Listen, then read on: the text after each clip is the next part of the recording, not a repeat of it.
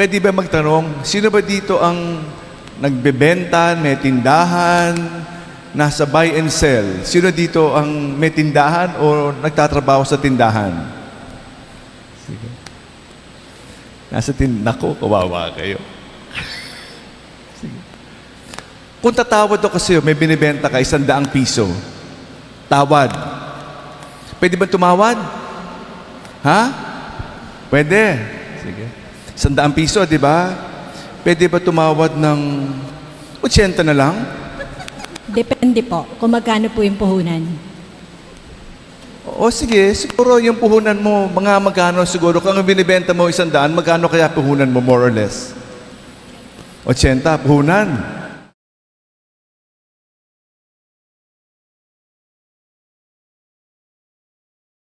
Hindi na agad. 70, pwede? Lalong hindi po. 50, pwede? Lalong hindi po.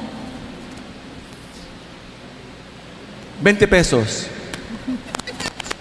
Wala na po sa puhunan. Sige. Okay. Ayaw na. Ayaw. Time out, di ba? Idugtog lang ko yung ebanghelyo. Piso. Depende po.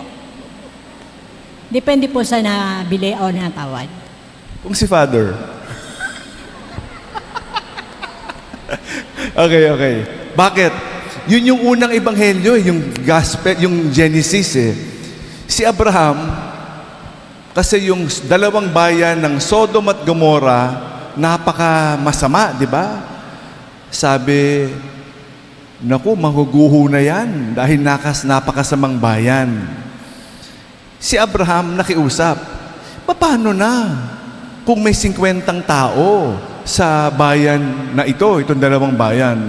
Sabi ni Yahweh, sige, for the sake of the 50, hindi ko buburahin sa mukha ng lupa yung bayan na yan. Sabi niya, sige, for the sake of the 50, okay lang. Ano kaya yung puhunan? Sabi ganyan, o sige, pwede, tumawad siya ng tumawad. 40, 30, hanggang, ano yung huling tawad? 10. For the sake of the 10, sabi niya, hindi ko buburahin. Ano nangyari? Naburay. Walang 10 people sa Sodom at Gomorrah na mabait. Walang 10 eh. Kaya nabura.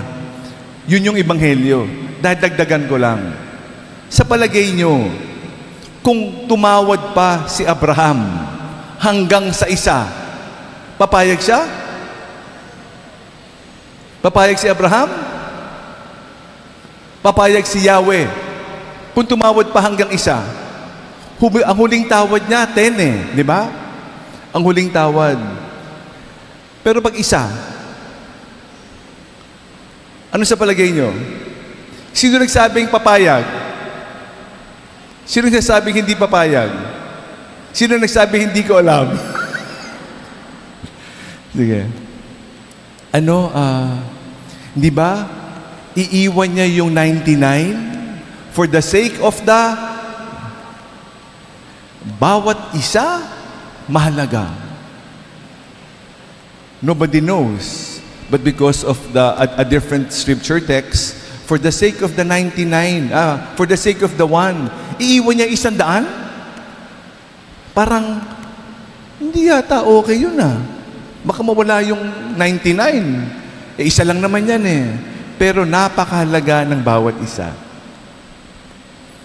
Pero dahil sa tawad ni Abraham, hindi siguro sapat, kaya nabura yung Sodom at Gomorrah. Grabe tumawad, ano? 80%, no? Nakakahiya. Pero, pag may ugnayan, pag may hiningi ako sa'yo, kaya nga sabi niya depende. Depende. Kung si Father. Pag may ugnayan, di ba, pag nagbibigay ka ng limos, hindi mo naman kakilala eh. Magkano binibigay niyo limos? Magkano? Sige. Sige, para matahimik ka na, di ba? Sige, yan, di ba? Mamaya may fundraising, Anti-baha. No? Magpapatayo tayo ng simbahan para hindi na bumaha. Pag si Father ang magmakaawa, magkano bibigay nyo? Di ba? Pag nakiusap at may ugnayan, madali makiusap Kaya nga yung 100, pag maganda ugnayan natin, piso, sige, sa'yo na lang. Kasi kakilala, di ba? Pag may ugnayan, madali no? Ganyan rin naman madali humingi basta may ugnayan. Kaya yung yung ebanghelyo natin ngayon tungkol sa Lord, teach us to pray. Ang panalangin, hindi lang naman automatic. Meron ugnayan. May ugnayan Hindi siya automatic na formula prayer, dasal lang dasal. Actually, napakaganda ng Ama namin yung prayer. It's a perfect prayer, pero dahil automatic na, parang nababaliwala natin, Parang hindi natin nananamnam. Pero napakaganda ng Ama namin. Napakaganda. It is the Lord's Prayer itself. It is such a beautiful prayer. It is a prayer that we always ask for. Persistence. Patuloy-tuloy. Pag may ugnayan, katulad na ugnayan, tuloy-tuloy Hindi naman once in a blue moon lang tayo nag-uusap Kasi may ugnayan, pinapalalim yung ugnayan. Kaya napakaganda. Today, we celebrate also Field Mission Sunday. We remember missionaries. Mamaya, meron second collection para sa ating Filipino missionaries who are sent abroad. Dati, tumadating ang missionary dito. Ngayon tayo na nagpapadala sa abroad. And that collection will help our Filipino missionaries abroad. No? We thank God. Kahapon, sa 7:30 Mass, may kinukwento ako Kasi ngayon, araw ng mga lolo at lola. And the elders, yung mga nakakatanda. We honor, the whole world honors our elders today. Pag sabi mong elders, ilang taon ba? 40? 70? 60? No? Sige. Kasi, pwede ka na maglolo't lola. 40, meron naman lolo't lola na 40? Bata naman. Sige. Anyway, so we pray for mga lolo't lola at mga elders, all the elders. Dati, nung bata ako, di ba? 60, tanda-tanda na. Ngayon, 65 na ako, di ba? Hindi naman siguro matanda. Siguro elders. Siguro mga 80, di ba? Parang exempted ka, di ba? Pero we pray for the elders. Kahapon, kinukwento ko sa misa, may isang kakilala ako, binisita ko sa ospital noong isang araw, sabi niya, ang panalangin niya, magka-cancer. Meron ba dito nagdadasal na magka-cancer? Meron ba? No? The opposite, di ba? Kinukwento ko kahapon. Tapos sabi ko, magpapaalam ako kung pwede ko i-reveal kung sino yung taong yan. Di ba? At kanina umaga, alas 5, nagte-text na ako. Pwede ba itanong mo nga kung pwede ipakilala ko sino yung sino. Kasi nung siya'y bata, yung tiya niya nagka-cancer. No? At sabi niya, sana maranasan ko rin yung sakripisyo na dinanas ng tiya niya nung namatay. No? We pray for suffering. No? We pray for suffering. Suffering purifies us. We do not like suffering. We avoid all kinds of suffering. Ayaw natin ng suffering. Kaya nagtataka ako, takantanga ako, bakit ang panalangin magka-cancer? Kasi paborito, model ko yan modelo ko Sabi ko, ang nagdadasal nito si Cardinal Rosales. He will be 93 next month. No? Ipagdasal natin sa kanyang kaarawan. Si Cardinal Gaudencio Rosales, we call him Lolo Densi, will be 93. Binisita ko no isang araw sa Cardinal Santos at yun ang panalangin niya. Sana magka-cancel. Sabi ko, naku naman, kaiba yung panalangin mo. Pero palagay ko, sinagot ng panalangin mo. Ako nagka-cancel. Hindi siya. So niloloko ko siya, di ba? Sa kanya, be careful for what you ask for. But anyway, so yun nga, no, sabi ko, nagpaalam ako sa kasama niyang madre kanina kung pwede ipaalam. No? So we pray, no? We pray. We always avoid sufferings. But the wisdom of the old, pag may edad na, hindi na knowledge but wisdom. Remember, knowledge, more. Wisdom is less. Bishop Pabilio will say, more is less. Gusto natin more and more. But actually, we want less and less. So we understand the wisdom of Cardinal Gaudencio Rosales. Less suffering. We embrace the sufferings the good Lord has given us. It purifies us. Nililinis tayo no? So, we pray we may not shun the cross. That is how the second reading ends. The cross. We embrace the cross.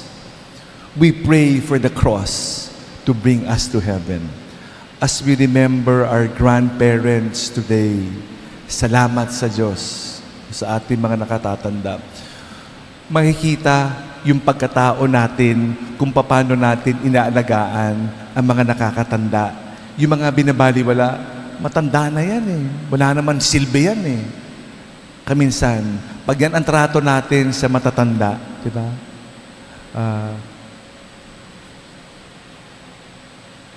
Pag yan ang trato natin, makikita ng pagkatao. Meron ngang may isang matanda, tinatawagan niyo yung kanyang anak. Hindi sinasagot, di ba? Kaya humiram siya ng telepono ng kanyang katabi. Tumawag siya. Sinagot. Sabi niya, bakit mo ako tinatawagan? Ba't ba ginamit yung telepono ng katabi mo? Hindi yung telepono mo. Hindi mo naman sinasagot yung tawag ko Buti pa yung tawag ng hindi mo kakilala, who you? Sinasagot mo, yung tawag ko, hindi. Diba? Kasi kaminsan, yung mga matatanda, yung mga binabaliwala So makikita anong klaseng tao tayo. Diba? So we remember our loved ones, the elder ones. Tatanda rin tayo. Dadating rin tayo dyan. Kung paano natin ilagaan yan, sigurado itaga mo sa bato. Malamang ganyan rin tayo aalagaan.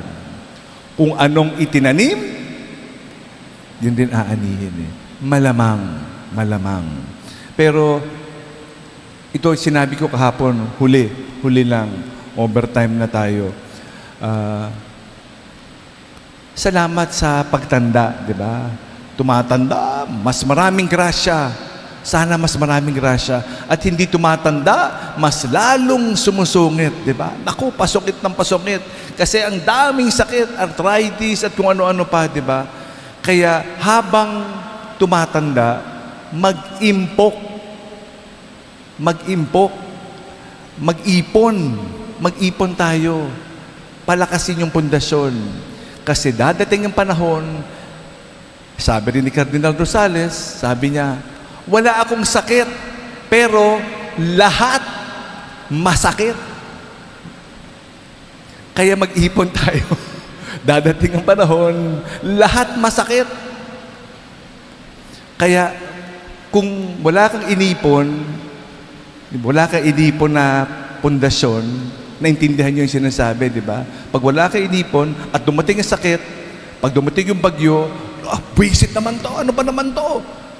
Kasi walang inipon. Pero pag may inipon, katulad ng panalangin, bigyan mo ko ng cancer. Kasi, handa. Handa sa krus. Yan ang binigay sa mga mahabang buhay. Wisdom. Wisdom yan. Hindi kaya ng knowledge yan. Hindi kaya makuha sa AI yan. Kasi wisdom kasama ang Espiritu ng Diyos. With experience, with the Spirit of God, we have the gift of wisdom na binibigay sa mga nakakatanda. Amen.